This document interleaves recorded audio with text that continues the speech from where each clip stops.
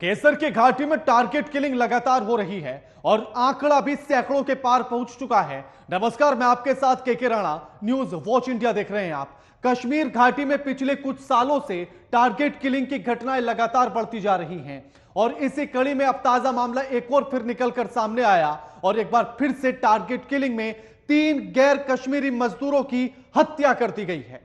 उन पर गोली मारी गई, उन्हें अस्पताल में भर्ती कराया गया और इससे पहले जनवरी में भी इसी तरह की घटना हुई थी, फरवरी में भी, मार्च में भी, फिर मई में भी और फिर जून में भी। यानी कि लगातार टारगेट किलिंग हो रही है और मामले रुकने का नाम नहीं ले रहे हैं। आज इसी मुद्दे पर हम चर्चा करेंगे कि आखिर टारगेट किलिंग का मुख्य कारण क्या कुछ है, इसको कैसे रोका जाएगा, क्या सरकार इसको रोकने में नाकाम है। इन तमाम सवालों पर आज हमारी चर्चा होगी, लेकिन उससे पहले पूरे माजरे को समझने के लिए रिपोर्ट देखिए।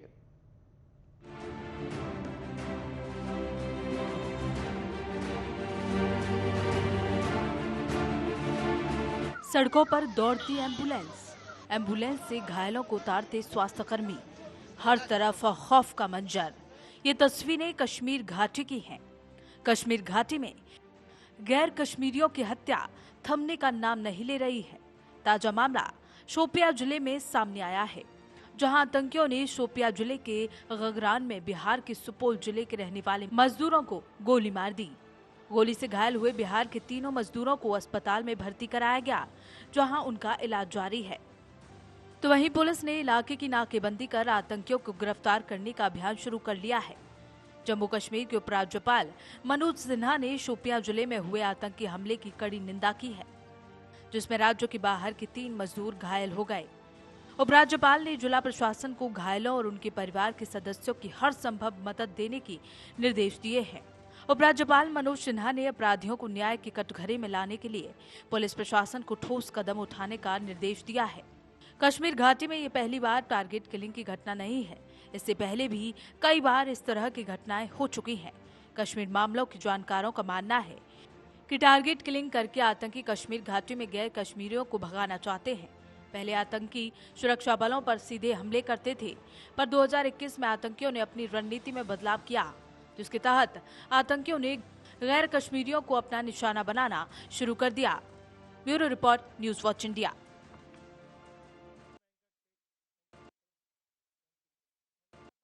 किलिंग के मामले सामने आ रहे हैं। 2021 में भी 20 से ज्यादा टारगेट किलिंग के मामले सामने आए।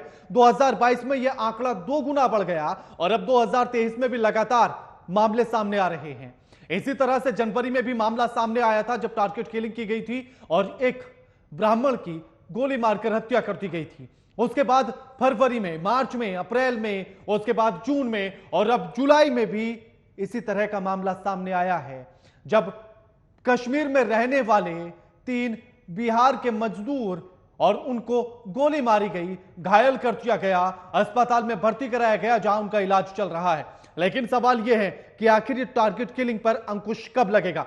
हमारे साथ जो मेहमान आज इस चर्चा में जुड़ गए, उनका परिचय आपसे करा देते हैं। हमारे साथ केपी त्यागी है, रक्षा विशेषज्ञ हैं, हमारे साथ जुड़ गए हैं, और सोहेल काजमी है, वरिष्ठ पत्रकार है कश्मीर से। आप दोनों का स्वागत है न्यूज वॉच इंडिया पर। सोहेल जी, सवाल आपसे है कि लगातार टारगेट किलिंग हो रही है। 2021 में 20 से ज्यादा मामले, 2022 में मामले दुगने हो जाते हैं, 2023 में भी लगातार मामले सामने आ रहे हैं। जनवरी में भी घटना देखी गई, फरवरी में भी, उसके बाद भी लगातार देखी जा रही है। आप वहां को, जमीनी हकीकत को समझते होंगे, रूबेरू होंगे, एक बार थोड़ा सा प्रकाश डाल दीजिए इन बातों पर। देखिए सर, ये बड़ा एक दुखद घटना है और हम सबको इसका अफसोस है। मैं समझता हूँ पूरे भारत के लोगों को ऐसे इंसिडेंट्स को कंडेम करते हैं, लेकिन पाकिस्तान की इस वक्त जो मौजूदा स्थिति है और पिछले कुछ सालों से आप देख रहे हैं किस तरह का पाकिस्तान किस तबाही के कंगार पे खड़ा हो चुका है। और यहाँ G20 की कॉन्फ्रेंस होती है, जहाँ 20 कंट्रीज के लोग पार्टिसिपेट करते हैं। यहाँ 1,88,00,000 के करीब टूरिस्ट पिछले साल और इस साल यहाँ आए हैं। वैष्णो देवी की यात्रा जो है 1 करोड़ की आंकड़ा पार करती है। और इस वक्त इतना बारिशों के महीने के होने के बावजूद भी आप देखिए कि अमरनाथ यात्रा जो है वो बिल्कुल रवा दवा चल रही है और हिंदुस्तान के हर कोने से लोग जो हैं इस यात्रा में शिरकत कर रहे हैं। और उसके बीच में ये टारगेट किलिंग होना, ये स्वाभाविक चीजें हैं, क्योंकि पाकिस्तान कोई भी एक छोटा सा भी इंसिडेंट नहीं छोड़ता जिसमें उसको कश्मीर को लेके हाइप लेने होती है। और पूरे दुनिया में इस वक्त पाकिस्तान अलग थलग रह गया है, और अगर वो कश्मीर का राग और कश्मीर में डिस्टरबेंस छोटी मोटी जहां उसकी होती है, हमारे सिक्योरिटी फोर्सेस सतर्क हैं, क्रॉस बॉर्डर टेररिज्म होने नहीं देते हैं।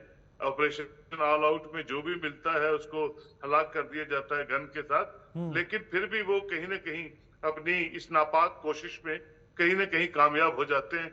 और वो टारगेट किलिंग का मतलब ही यही है कि पूरे हिंदुस्तान का जो माइंडसेट है वो इस पे बात करनी शुरू कर दे, और हम इसको इंटरनेशनल हाइप लेके कश्मीर कश्मीर कश्मीर करना शुरू कर दें। और ये फ्रस्ट्रेशन, आप सिर्फ इसको कह सकते हैं कि फ्रस्ट्रेशन, यहाँ की पॉपुलैरिटी, यहाँ के लोगों का जमहूरियत की तरफ बिल्कुल तेज रुख से चलना, यहाँ अमन अमान, यहाँ का रिवाइवल ऑफ टूरिज्म, यहाँ की रोजी रोटी जो अच्छी ढंग से सब अलाइड सेक्टर्स की चल रही है, ये सब उसको पाकिस्तान को डाइजेस्ट नहीं होता है, और वो फ्रस्ट्रेशन में ये ऐसे इंसिडेंट्स करता है। बिल्कुल टीपी त्यागी जी, लगातार मामले सामने आ रहे हैं, इन्हें रोकने की तमाम कोशिशें, और उसके बाद भी कहीं ना कहीं ये इन घटनाओं में सफल भी हो जाते हैं आतंकवादी, कैसे अंकुश लगेगा?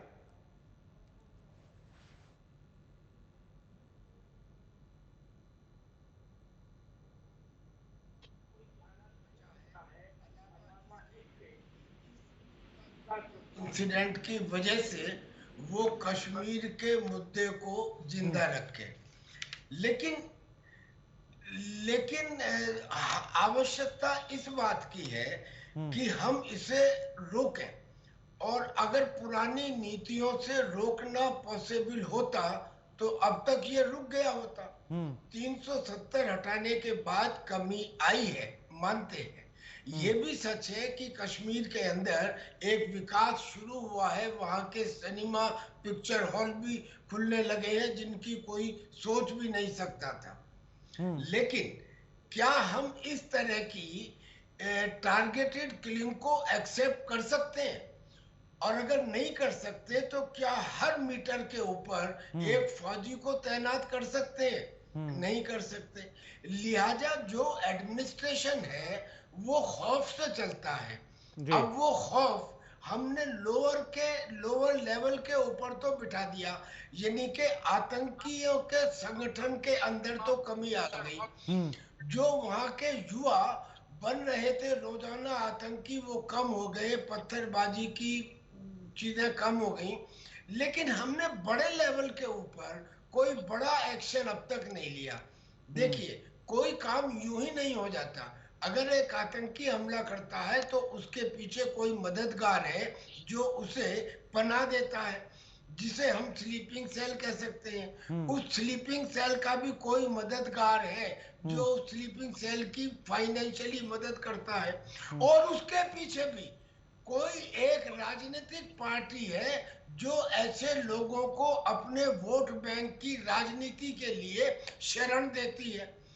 तो कोई चीज की सफाई करने के लिए हम जड़ से सफाई करेंगे या हाथ पैर पकड़ के सफाई करेंगे?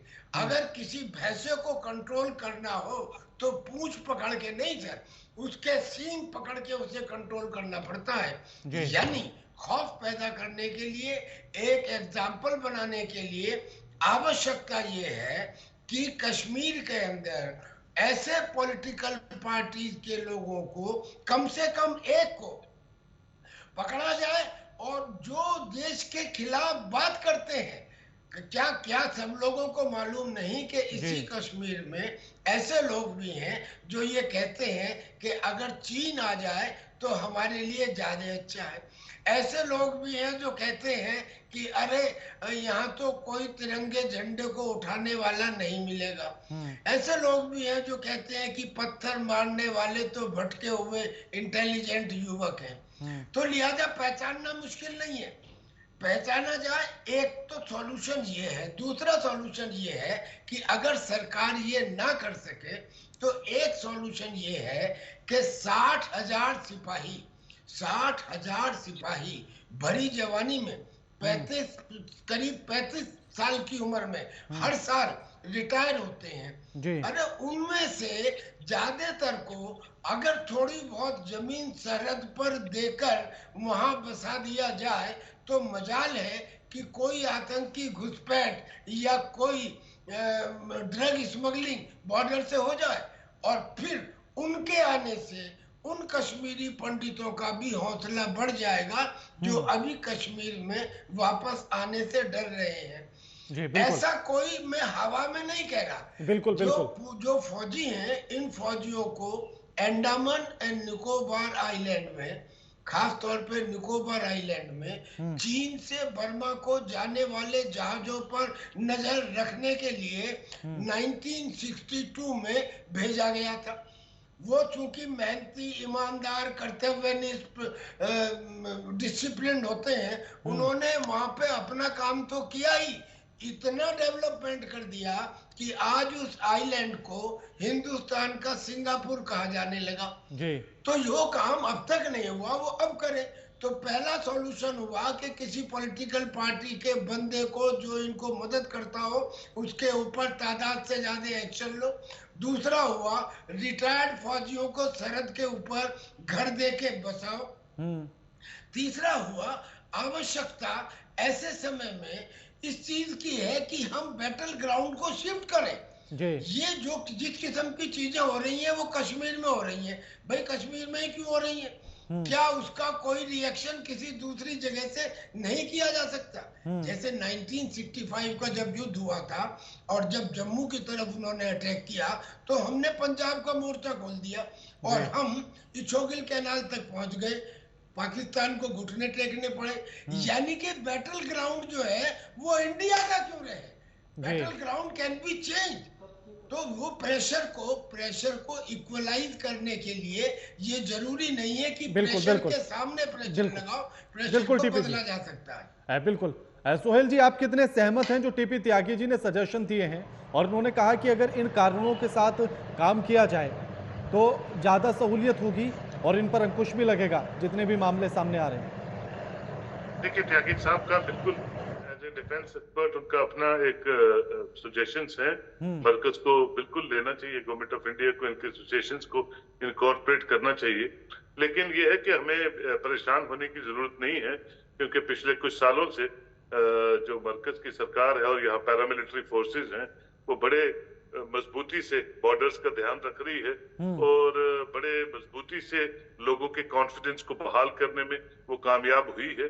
उसी के रीजंस हैं कि यहाँ पे आप देख रहे हैं कि आज जो टूरिस्ट हैं और फिल्मों की शूटिंग और यहाँ अमरनाथ यात्रा इंसिडेंट फ्री सब चीजें तभी मुमकिन है जब मरकज जो है बड़े स्ट्रॉन्गरली लोगों का हाथ पकड़ के सिचुएशन पे कंट्रोल करके और एक फिजा जो है वो नॉर्मल फिजा, कंड्यूसिव एटमॉस्फेयर जिसको हम बोलते हैं, वो बना हुआ है जम्मू कश्मीर में।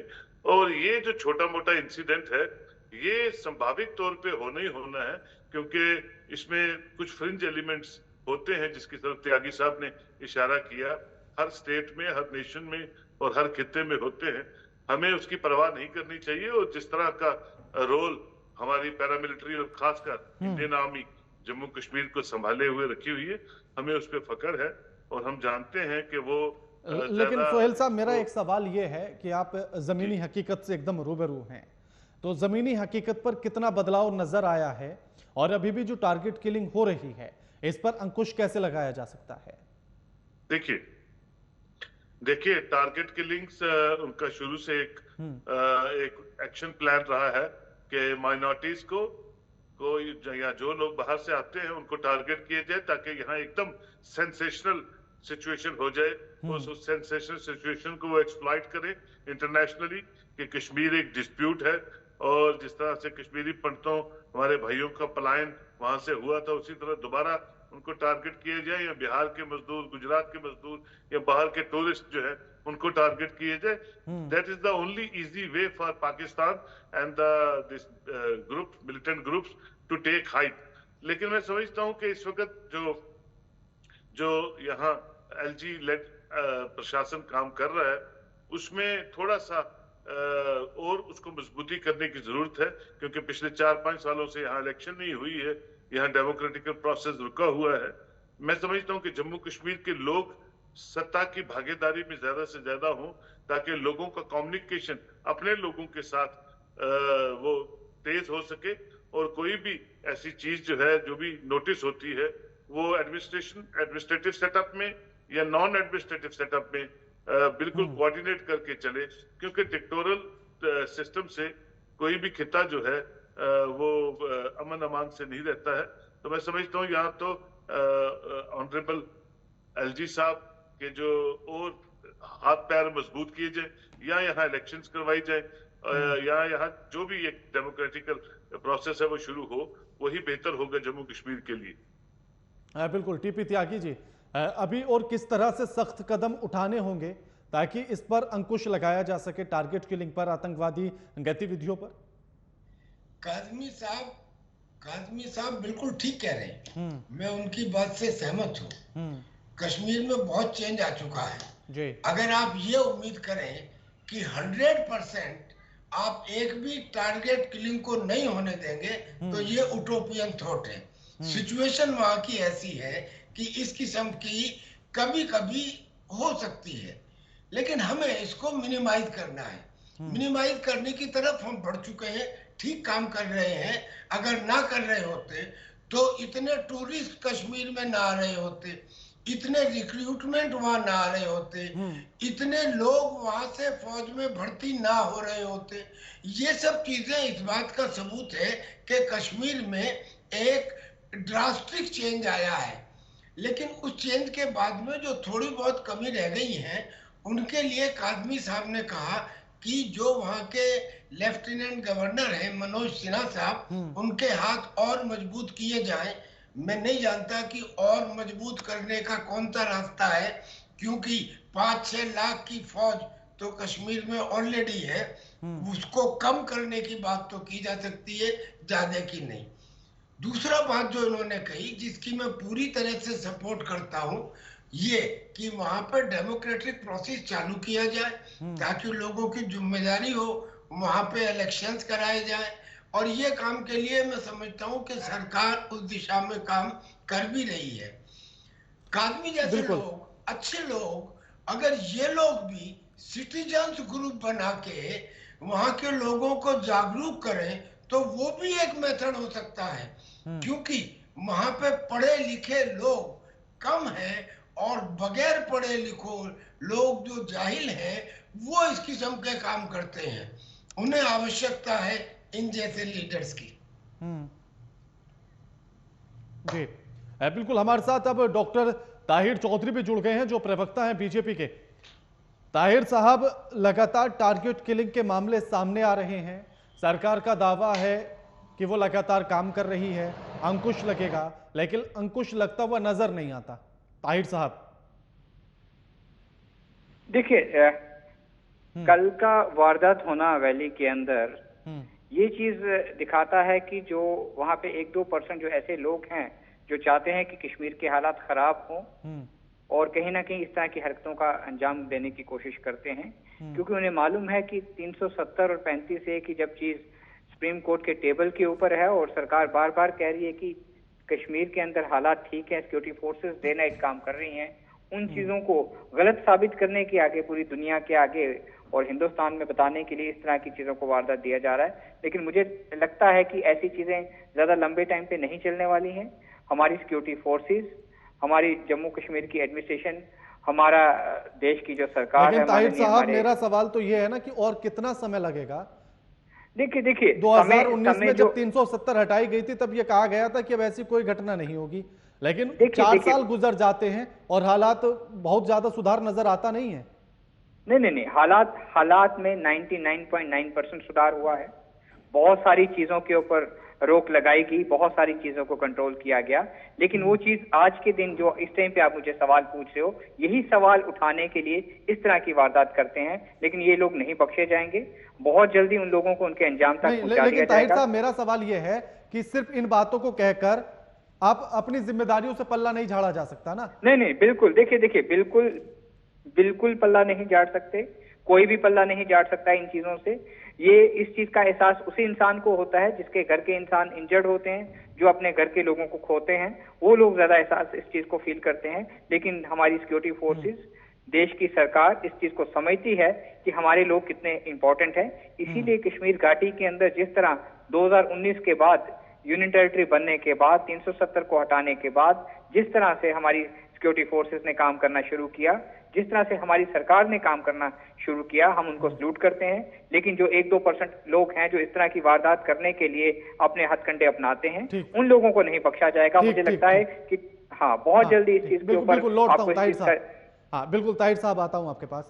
सोहेल जी, कितने सहमत हैं आप ताहिर जी की बातों से? उन्होंने कहा कि ये सिर्फ मामले इसलिए होते हैं ताकि सवाल खड़े किए जा सके सरकार के काम पर, और जो एक छवि बन रही है कश्मीर में शांति को लेकर, उस पर सवाल खड़े कराए जा सके। देखिए, इनका ये तो बीजेपी में है और बीजेपी के स्पोक्स पर्सन है। इनको तो बीजेपी को डिफेंड करना इनका हक भी है और फर्ज भी है। लेकिन यह है कि ग्राउंड सिचुएशन तभी ठीक होती है कि जैसे हमने वीडीसीज को यहाँ इंट्रोड्यूस किया था, या यहाँ बाकी जो एसपीओ को हमने इंट्रोड्यूस किया था, तो थोड़ी देर से 4-5 सालों से, जब से यहाँ जमहूरियत को रोक दिया गया है, डेमोक्रेटिक इंस्टीट्यूशंस काम नहीं कर रही हैं, governor led, SP led administration supervise कर रही है पूरे जम्मू कश्मीर को। तो मैं समझता हूं कि जब तक जम्मू कश्मीर के लोगों को भागीदार नहीं बनाएंगे गवर्नेंस में, त्यागी साहब ने मुझे कहा कि 5 लाख फौज जो है वो लोगों की रहनुमाई नहीं करती है। त्यागी साहब वो डिफेंस पर्पसेस के लिए यहाँ तैनात है, लेकिन एडमिनिस्ट्रेटिव सिस्टम में मेरा ये कहना है कि जो जिसकी तरफ आप त्यागी साहब बात कर रहे थे कि लोकल एडमिनिस्ट्रेटिव विंडोज जिसको हम बोलते हैं, डोर्स लोगों के लिए, लोगों की कम्युनिकेशन के लिए खोले जाएं, जो एक नॉर्मल डेमोक्रेटिकल स्टेट में होता है वैसा होना चाहिए। अब हम बड़े लंबे अरसे से प्रेसिडेंशियल रूल में चल रहे हैं, मैं समझता हूं उसमें कम्युनिकेशन लोगों की और एडमिनिस्ट्रेशन की नहीं रहती है, एक डर खौफ का माहौल रहता है।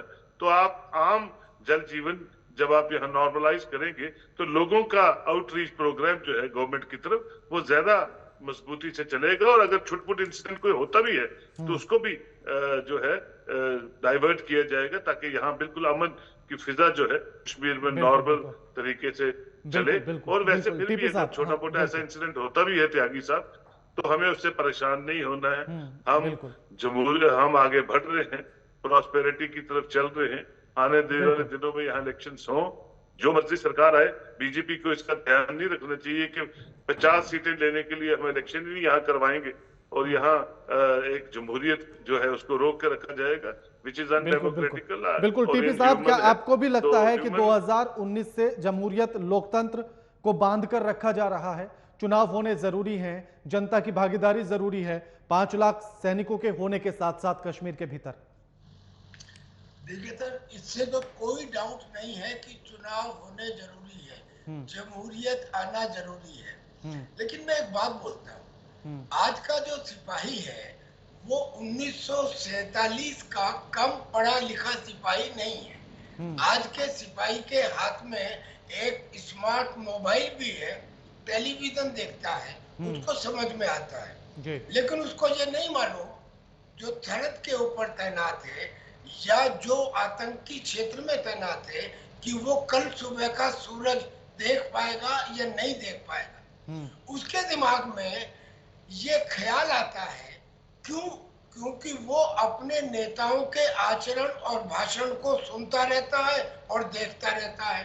तो उसके दिमाग में ये ख्याल आएगा कि क्या मैं ऐसे नेताओं के लिए जान दूं, क्या मैं ऐसे नेताओं के लिए जान दूं जो ये कहे कि कश्मीर में अगर चीन आ जाए तो ज्यादा अच्छा है? क्या मैं ऐसे नेताओं के लिए जान दूं जो ये कहे कि यहाँ पे तिरंगा झंडा कोई नहीं उठाएगा? अब मुझे बताइए। और ये उसके दिमागों में आने लगा है। अब कल्पना कीजिए कि सरहद पे खड़ा हुआ सिपाही अगर ये सोचने लगे तो। लिहाजा अब आवश्यकता, जो यहाँ बीजेपी के प्रवक्ता बैठे हैं, मैं उनसे सवाल ये पूछता हूँ कि भाई साहब, अगर तस्वीर सुधरनी पूरी तरह से होती तो अब तक सुधर गई होती। यानी कुछ ना कुछ तो कोर्स करेक्शन की आवश्यकता है, कुछ ना कुछ तो नीतियों में परिवर्तन की आवश्यकता है, उसे ले लीजिए। और जैसे उसमें पहला काम जमहूरियत का है, बिल्कुल दूसरा काम बिल्कुल जो मैं बिल्कुल फौज के इसीलिए बारे बिल्कुल में बता रहा हूं, बिल्कुल टीपी उसका साहब है। बिल्कुल अगर उसके संशय दूर नहीं किए गए तो ये सिचुएशन कुछ और टर्न भी बिल्कुल ले बिल्कुल सकती बिल्कुल बिल्कुल बिल्कुल टीपी साहब, इसीलिए मेरा सवाल था। ताहिर जी जवाब दीजिएगा कि सबसे पहले जमहूरियत की जरूरत है कश्मीर के भीतर, और नीतियों में कुछ तो बदलाव करना पड़ेगा। 4 साल गुजर जाते हैं और हालात में उतना सुधार नहीं आता जितनों की उम्मीद दिखाई गई थी या जगाई गई थी। देखिए जमहूरियत की जरूरत हर यूनियन टेरिटरी के लिए, पूरे देश के लिए, सभी राज्यों के लिए होती है। बहुत इंपॉर्टेंट होता है जमहूरियत का होना। और हिंदुस्तान की खूबसूरती है कि जमहूरियत के ऊपर पूरा हिंदुस्तान का अवाम का एतबार बना हुआ है। ये कश्मीर में कब चुनाव होंगे ताहिर साहब? नहीं, देखिए मैं वहीं पे आ रहा हूँ। जहां तक कश्मीर की बात आती है, जम्मू कश्मीर की बात हम करें, चुनाव की जहां तक बात आती है, इलेक्शन कमीशन ऑफ इंडिया उसके ऊपर पूरे प्रॉपर ढंग से नजर रखा हुआ है और एक इंडिपेंडेंट बॉडी है, वो अपना जवाब देगी, अपना फैसला सुनाएगी। सबको मंजूर होगा कि कब इलेक्शन होने हैं। जहां तक इलेक्शन जब होने की जो एक सिस्टम होता है उसके ऊपर इलेक्शन कमीशन ऑफ इंडिया अपना देखता है। लेकिन इस तरह की घटनाओं का होना, बीच बीच में होना, लोगों के हौसलों को तोड़ने की बात सोची जाती है ऐसे लोगों की तरफ से जो 1-2% लोग घाटी के अंदर मौजूद हैं। क्योंकि बाहर के जो प्रवासी लोग हैं, बहुत सारे लोग हैं जो कश्मीर के अंदर काम करते हैं। बिल्कुल ताहिर साहब, इसीलिए तो ये सवाल है कि अगर एक भी मौत होती है तो जवाब तो सरकार को देना पड़ेगा। बिल्कुल बिल्कुल, सरकार हर चीज का जवाब देने के लिए खड़ी है, हर चीज के लिए सरकार आगे है। आज कश्मीर वैसा नहीं है कि जैसा कश्मीर 9 साल पहले था। इस चीज को आप समझिए, कश्मीर बदल चुका है। बदल चुका है, लेकिन जो उम्मीद थी उतना नहीं बदला है। अगर जान पहले 10 जा रही थी और आज 1 भी जा रही है तो जिम्मेदारी लेनी पड़ेगी। देखिए हम चाहते हैं कि एक जान भी नहीं जानी चाहिए। यही तो सवाल मैं कर रहा हूं आपसे, इसीलिए तो सवाल कर रहा हूं। बिल्कुल, मैं आपकी हर चीज के साथ जवाब देने के लिए तैयार हूं। सरकार भी चाहती है कि एक चिड़िया भी वहां नहीं शहीद होनी चाहिए। लेकिन बदकिस्मती है कि आज की डेट में बिल्कुल ये बदकिस्मती है। ये जनवरी में हो जाता है, फरवरी में ऐसा मामला सामने आता है, फिर अप्रैल में इसी तरह का मामला सामने आता है पुंछ में, फिर मई में आता है अनंतनाग में जहां दीपक की हत्या कर दी जाती है। उसके बाद जून खाली जाता है तो फिर उसमें आप जुलाई में फिर ऐसा ही मामला सामने आ जाता है। हर महीने मामले आ रहे हैं, तो भरोसा कैसे हो?